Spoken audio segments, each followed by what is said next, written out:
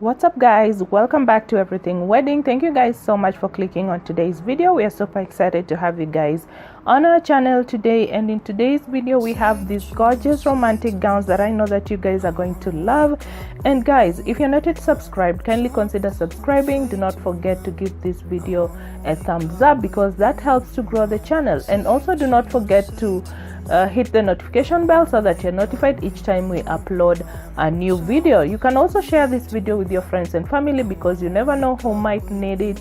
And guys, also leave me a comment in the comment section. Kindly let me know which gown on this particular video is your favorite and why is that gown your favorite. So guys, as you get to enjoy these gorgeous gowns, we're going to be giving you a few tips on cheap wedding venues. So we are going to be giving you venues that you might want to consider if you have a tight budget. So guys, where you choose to get married and celebrate afterward can make or it could break your budget. So picking your venue is the most important thing you need to do earlier on. So once you book your venue, you're booking your date and your time, and that's going to determine what food you're going to serve during your wedding. It's going to determine the type of party you're going to have, and it's also going to determine what you will be wearing on your wedding day. You don't really have to spend a fortune on the wedding location to have a dream wedding. If you're looking to save some money, then we're going to give you these affordable wedding venues that you might want to consider. So guys, the first venue we're going to look at is the courthouse, and the courthouse has always been the go-to choice if you're trying to save some money because it's very affordable and for a good reason. So civil ceremonies held at city halls or county clerk's offices usually cost a small fee, and most of the time they are free in some areas. So these courthouses usually limit the attendance of guests to about 5 or 10 guests, and this is going to cut other costs associated with your big day. So you might want to consider the courthouse if you are trying to have your wedding on a budget. So the second venue we are going to look at is at home, and have a low cost or a potentially free ceremony and reception by hosting the events at your residence or that of your friend, a family member, or even your neighbor. A house, backyard, barn, or elsewhere in the property can get the job done. However, you need to consider the cost of chairs, tables, decorations, and other items if you don't already have them or know someone who will lend them to you. So be sure to outline every single item you'd need to transform the spot into a reception space. So the third venue we are going to be looking at is an Airbnb or a hotel rental. So if your home cannot accommodate the wedding, a short-term rental home or a hotel suite might. So this venue they offer privacy and some space for the wedding party to get ready, plus a place to crash after a long and exhausting day. So for example, you can reserve cabins, ranches, beach houses, entire estates, and other spots on Airbnb.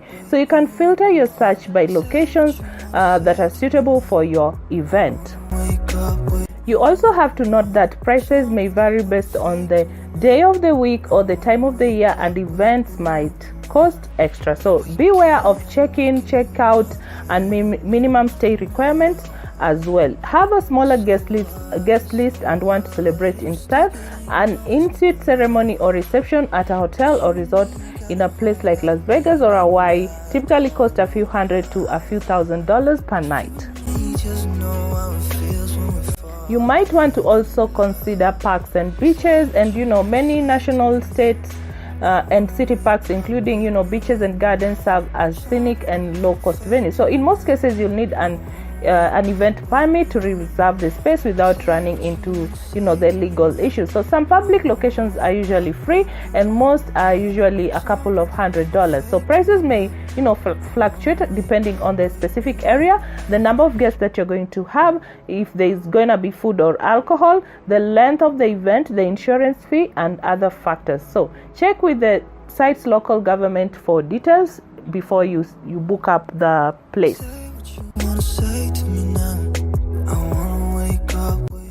So some other venue that you might want to look at if you're working on a budget is the street, and you can consider a block party for your nuptials. So this will cost you a few $100s, because some special events permits allow you to close off a city street like the one that you live on, and you can have a barbecue, you can hire a food truck, and you can make it a potluck. So you may be required to get additional permits and licenses to serve, food and alcohol. So for all this information, you can visit your local government website or your city hall to get more information. So guys, you can also consider libraries and museums, and you can kick off your marriage surrounded by books, art, or artifacts. Libraries and museums, particularly smaller or less sought after ones, you always have, reasonable price tags. So I know that most of us can, you can get married in a library or in a museum, and you're gonna save some money. You can also consider renting a boat for a nautical nuptial or on a lake, river, or an ocean, or you can save some money by combining the wedding and the honeymoon. Some cruise lines offer packages for weddings at the sea. Another affordable venue is a school. You can even go to your former school, or you can rent out a school. And some high schools or colleges, they usually rent out their sports field, their dining halls, or other event spaces at very competitive rates. So you might want to look at a school nearby, and then you can rent it out, and you're going to be able to save some money.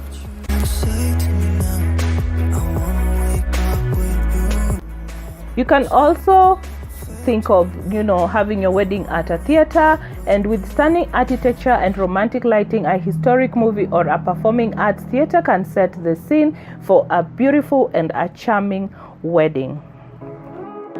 So I'm also going to give you guys a few tips on how you can save money on wedding venues that are near you. So the first thing you can do is to have the ceremony and the reception at the same place. You don't need to have two places, because that one you're going to have to pay for extra transport. You remember that? And you also have to pay, you're going to have to pay for an extra venue. So we suggest picking a venue that can host both, like a Legion Hall or a church with a hall attached, so that you won't have to pay two rental fees or for transportation between locations.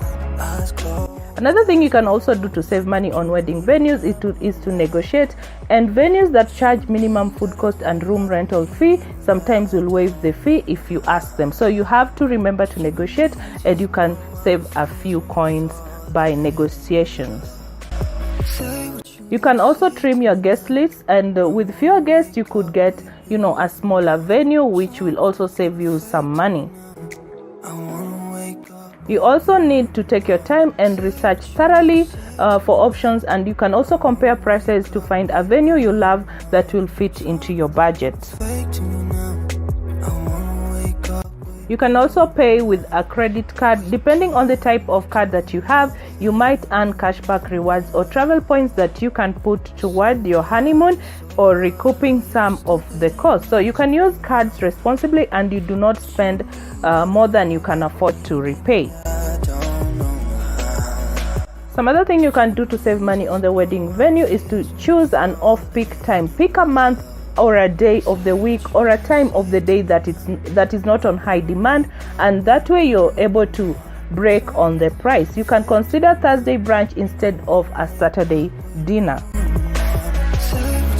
And also, when it comes to locations that require you to bring everything in yourself, like tables and chairs and audio equipment, can get expensive. So calculate how much it would cost to rent or buy everything you need versus choosing a place that is going to provide all these basics. So guys, I think I'm gonna end the video there. I hope that the few tips that we've given you when it comes to saving money on a wedding venue, I hope these tips are going to be helpful to you.